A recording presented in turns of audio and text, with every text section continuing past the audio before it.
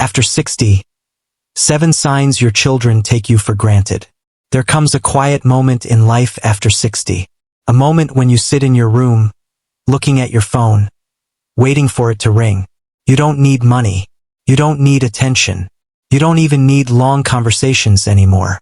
You just want one simple thing: to feel remembered. But sometimes that call doesn't come. Not today. Not yesterday. Sometimes not even this week. And slowly, a painful question starts forming in your mind. Do my children still value me? Or have they started taking me for granted? This video is not about blaming children. And it is not about creating distance in families. It is about awareness. Because many parents over 60 silently go through emotional neglect without even realizing it. Today, we will talk about 7 subtle signs that your children may be taking your presence, your love, and your sacrifices for granted. If you notice these signs, it doesn't mean your relationship is broken. It only means it needs attention. Let's begin. 1. They only call when they need something. One of the most common and painful signs is this. Your phone rings, and your heart immediately feels a small happiness. But then you notice a pattern. They only call when they need something. Money advice, babysitting help, a favor, paperwork, or emotional support during their crisis. But when things are normal, silence. No, how are you? No, are you okay today? No casual conversation. First, you ignore it. You think, they are busy. They have their own life. This is normal. But over time, you start noticing the truth. You are becoming a problem solver instead of a person in their life. A healthy relationship has balance. Not just need-based contact, but emotional connection. If your presence is only required during their emergencies, it may be a sign you are being taken for granted. 2. Your advice is ignored, but others are followed. You have lived more than 60 years. You have seen failures, relationships, struggles, and victories. Naturally, you want to guide your children, but sometimes something changes. When you give advice, they listen politely, but don't follow it. They say yes, but do the opposite. They dismiss your experience as old thinking, but then you notice something interesting. The same advice, when given by a friend, colleague, or even internet, is accepted immediately. This creates a silent emotional wound, because it feels like, my experience no longer matters. Children may not realize it, but constant rejection of parental advice can slowly turn into emotional distance. It is about valuing the source of wisdom, even when opinions differ. You feel like you need permission to be in their life. Earlier, you were central to their life decisions. Now, even small involvement feels like you are interfering. You hesitate before calling. You think twice before visiting. You ask yourself, will I disturb them? Are they too busy?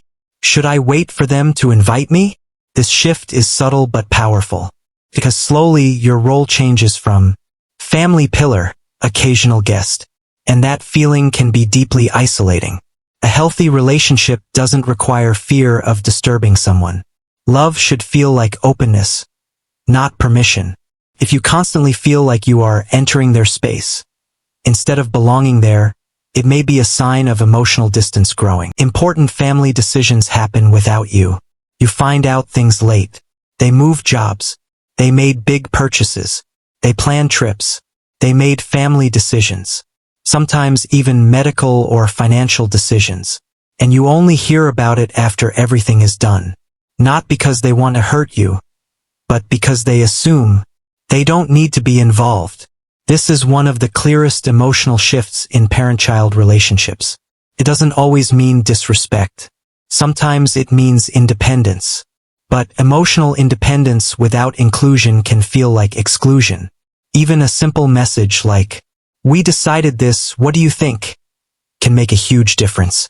Because it says, you still matter in our decisions. Conversations feel rushed or distracted. When you talk to them, you notice they are always in a hurry.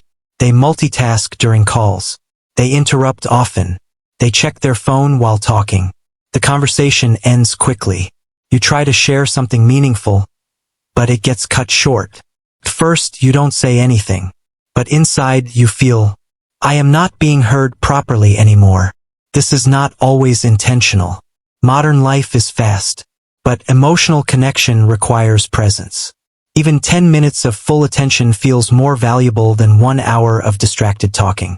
If every conversation feels like a task instead of a connection, it may be a subtle sign of emotional neglect. Gratitude is rare, expectations are high. You may notice something painful. When you help them, it is expected. When you don't, it is questioned. But gratitude is rare. No thank you for sacrifices. No acknowledgement of past struggles. No recognition of lifelong effort. Instead, expectations grow silently. This creates emotional imbalance. You feel like you are always giving, but rarely receiving appreciation. Gratitude is not about money or gifts. It is about recognition. A simple sentence like, I appreciate everything you've done for me, can heal emotional distance instantly. Without gratitude, even love starts feeling heavy. You feel emotionally invisible in their life. This is the most painful sign. You are physically present in their life, but emotionally, you feel invisible. They share their joys with friends, their problems with partners, their thoughts online or elsewhere, but not with you. You find out important emotional moments after everything is over. And slowly you start feeling like, I am part of their life, but not part of their world. This is not always intentional rejection. Sometimes it is emotional habit.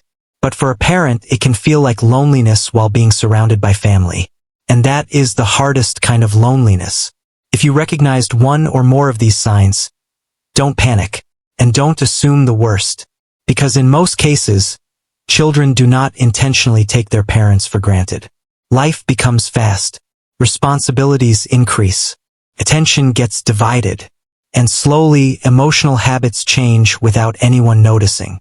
But awareness can change everything. Instead of silent expectations, try gentle communication. Instead of withdrawal, try expression. Sometimes a simple conversation can rebuild emotional closeness that years of silence slowly weakened.